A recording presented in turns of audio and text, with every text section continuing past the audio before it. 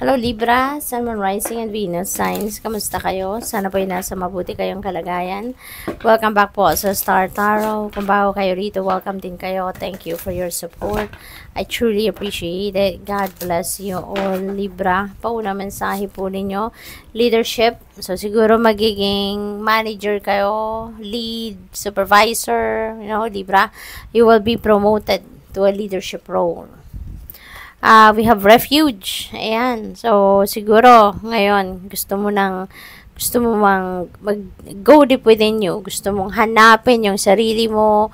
Gusto mo magnilay-nilay, magmuni-muni, and you are finding your refuge. No? You are connecting with the source. You're connecting with yourself. Yung ganon. You're with your soul.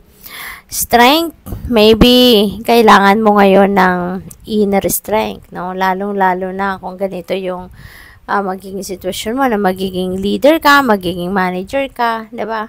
Kailangan mo ng inner strength para diyan. Kasi that comes, no? That big ang tawag dito, malaking posisyon sa trabaho ito, and that comes with big responsibility. So you may need to have that inner strength para magawa mo, ma-perform mo yung trabaho ng isang leader. We have protection. Ayan. Napakaganda nito kasi guardians of the land, sabi dito. Laging may nakamasid sa'yo, no? Laging may nakatingin, laging merong nagbabantay sa'yo. And you are so blessed. Kasi feeling ko that is your guardian angel. No, that is your guardian angel na lagi nagbabantay sa iyo to protect you and keep you safe at all times. That could be also your ancestors. That could be also your spirit guides, no?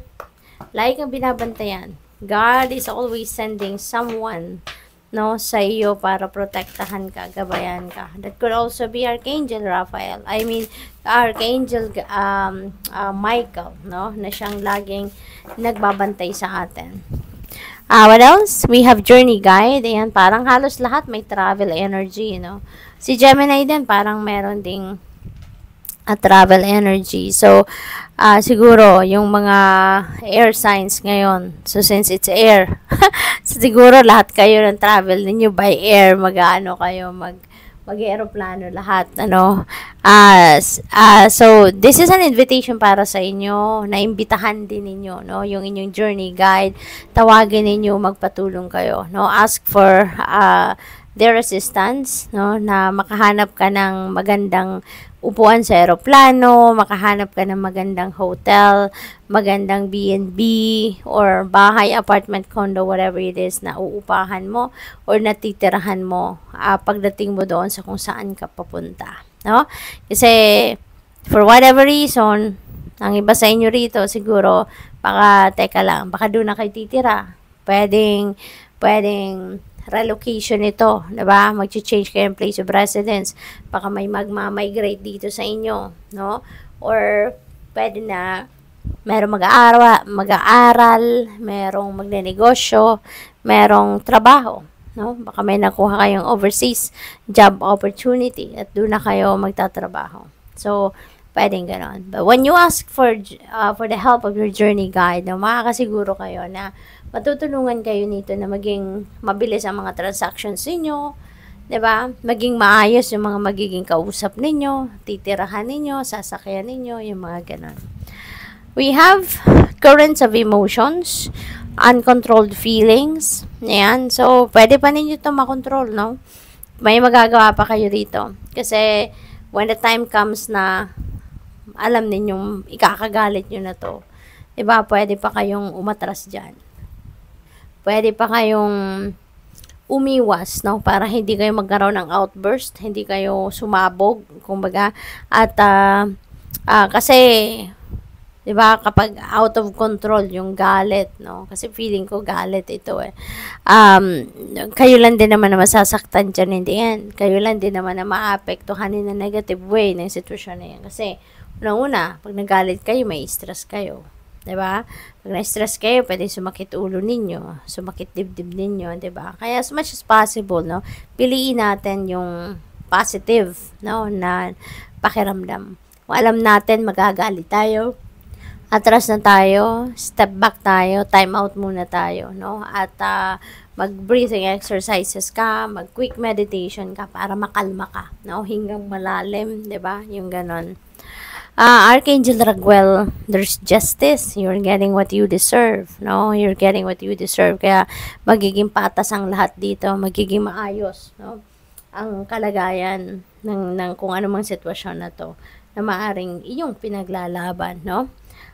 There will also be harmony, no? Kung siguro ito yung currents of emotion, baka nagkaroon kayo dyan ng away, nagkaroon kayo dyan ng discussion with someone. So, siguro din, ano, nagkakaroon din kayo ng pagbabate soon. May solusyon, so you will be coming up with a peaceful resolution then siguro, and eventually, magkakaayos din kung ano man ang inyong sitwasyon, no? What else? We have balance. Ayan. So, kailangan mo ng balance, eh. Kailangan mong ibalik yung equilibrium sa buhay mo, Libra. Marami kayong ginagawa. Marami kayong siguro masyado kayong nagmumultitasking, no? Kaya, wala na kayo sa balanse. Ang isip niyo siguro fragmented, you're all over the place, yung gano'n. Kaya pahinga muna, no? Time out muna. It's about time na kayo, mag-self-care kayo, no? Kailangan ninyong ibalik sa sentro ang sarili ninyo para may panahon kayo sa bawat area ng buhay ninyo. May panahon kayo sa self-care, may panahon kayo para sa trabaho, pamilya, relationships, you know? You'd have time for everything dahil yun naman talaga ang kailangan, 'di ba? Hindi pwedeng nasa isa, dalawang area lang ng buhay ninyo yung focus, 'di ba? So what else? We have listen to the voice within when it persists. Ayan, ibig sabihin nito, merong importanteng message sa inyo ang universe, no? Merong important message sa inyong Panginoon dito. Kaya it persists or it will persist. Kung meron kayo naririnig na parang bumubulong sa'yo, no? Tapos pagtingin mo, wala namang mga tao, no? That could be your intuition, no? So, pansinin ninyo, kasi it will really persist, no? Kung talagang yan ay importanteng mensahe para sa'yo. Pakinggan ninyo yun, okay? Guidance yan para sa'yo. Don't fear change, embrace it and grow. Ayan. So, siguro, merong pagbabago dito na kailangan gawin kayo. Or merong pagbabago na mangyayari, no, na maaring hindi ninyo to kagustuhan, pero it is for your highest good. Kaya, yan ay dadating sa inyo. So, don't fear, no? Don't fear change. Huwag kayong matakot sa pagbabago. Kasi, when there is change, it's always exciting, di ba, na merong magbabago. Kasi pag may pagbabago, parang binibigyan kayo ng pagkakataon dito na ma-reshape ninyo yung buhay ninyo, di ba? For the better. Kaya, huwag kayong matakot, no? Embrace it and grow. Universal love is true love, so love all, di ba? When you project love, when you are seeing things, people, situations in the eyes of love, you know, kung bawat ginagawa ninyo is out of love, mapapansin ninyo na good things, no, will start to come your way. Positive things will start to come towards you. At saka yung mga pangyayari, makikita mo, no, na magiging maganda mga pangyayari sa buhay ninyo. Diba? Magiging maayos, magaan, no? Testingin ninyo, Libra, para masubukan ninyo, no? All is well. Yan, napakagandang promise sa inyo ng universe. All is well. Kaya, wala kayong dapat na ipag-alala. Wala kayong dapat na ikatakot. You really have nothing to worry about anything. All is well. All is being taken care of. Okay? Kaya huwag kayong mag-worry. So, good luck. Thank you for watching. Love and light. Namaste.